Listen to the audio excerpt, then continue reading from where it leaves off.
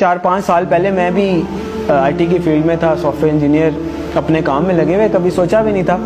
لیکن کچھ ایسا اتفاق ہوا کہ تھوڑا سا اسٹڈی کرنے کا موقع ملا، تھوڑی سی آنکھیں کھلیں.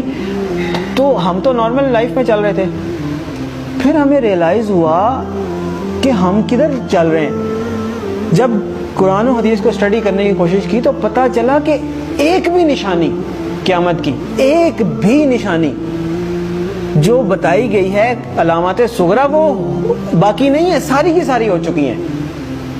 اگر کسی کو کسی اسپیسیفک نشانی کے بارے میں کوشچن ہے تو مجھے بھی بتائیں. اول تو مطلب جو میں نے اسٹڈی کیا ہے مجھے تو تقریباً سب بھی ملی ہیں. تو ایک دن ایک صاحب کہنے لگے آپ تو کہہ رہے ہیں ساری ہو گئی ہیں، پیلے جھنڈے نہیں کہیں سے نکلے.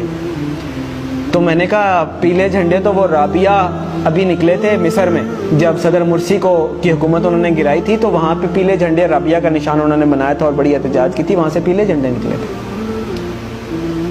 پھر ایک اور صاحب کہنے لگے کہ دخان نہیں آئی جی، دھواں ہوگا جو زمین کو اپنی لپیٹ میں لے لے گا.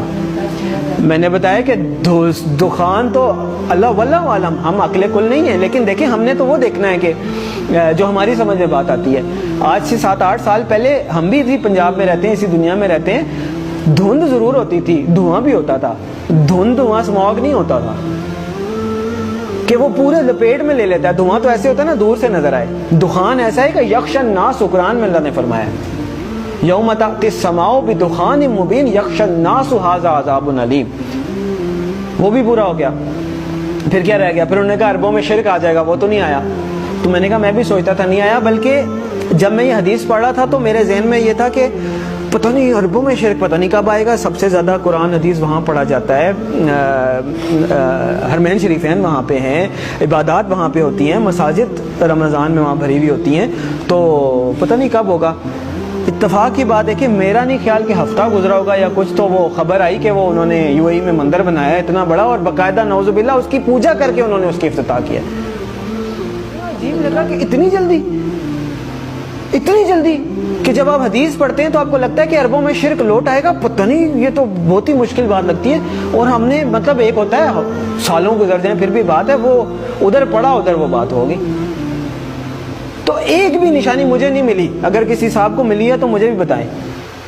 اس کا مطلب ہے علامات صغریٰ ساری پوری ہو گئی ہیں. اب علامات کبریٰ کا وقت ہے. پہلی علامات کبریٰ میں سے پہلی کیا ہے؟ امام المہدی کا ظہور پہلی علامات کبریٰ میں سے پہلی بڑی نشانی ہے. دوسری ہے دجال کا ظہور. تیسری ہے حضرت عیسیٰ علیہ السلام کا حضرت عیسیٰ علیہ السلام کا آسمان سے آنا واپس. چوتھی ہے یاجوج ماجوج. 4 یہ نشانیاں ہیں قیامت کی علامات کبریٰ. پھر 2 اور نشانیاں ہیں، سورج کا مغرب سے نکلنا اور دعوت الارض کا نکلنا. کیٹیگرائزیشن یہ حدیث میں نہیں ہے کہ 4 نشانیاں یا 5 ہیں، ویسے بتایا گیا ہے. اس کو پھر علماء نے اپنے حساب سے، جیسے میں نے پہلے آپ کو بتائی دخان ہو گیا یا مختلف رابعہ ہو گئے، پہلی پیلے جھنڈے ہو گئے، یہ وہ ان کو علامات صغریٰ کہا گیا ہے، چھوٹی نشانیاں. اور یہ جو ابھی میں نے 4 آپ کو گنوائی ہیں نا، علامات کبریٰ کے طور پہ کیٹیگرائز کیا گیا ہے. لیکن یہ جو باقی 2 ہیں میں ان کو علامات کبریٰ میں کیٹیگرائز نہیں کرتا، میری اپنی ایک کیٹیگرائزیشن ہے. کیوں؟ اس لیے کہ آپ صلی اللہ علیہ وسلم نے فرمایا کہ جب دعوت الارض نکل آئے یا سورج مغرب سے نکل آئے پھر کسی کی توبہ قبول نہیں ہے. جو ہے جیسے ہے ویسے ہے، کوئی نیک ہے، بد ہے، کافر ہے، مسلمان ہے مسلم، پھر کسی کی توبہ قبول نہیں ہے. اس کا مطلب یہ ہے کہ یہ جو 2 نشانیاں یہ قیامت قائم ہونے کے واقعات ہیں. وہ تو ایک قسم کی قائم ہو گئی نا قیامت.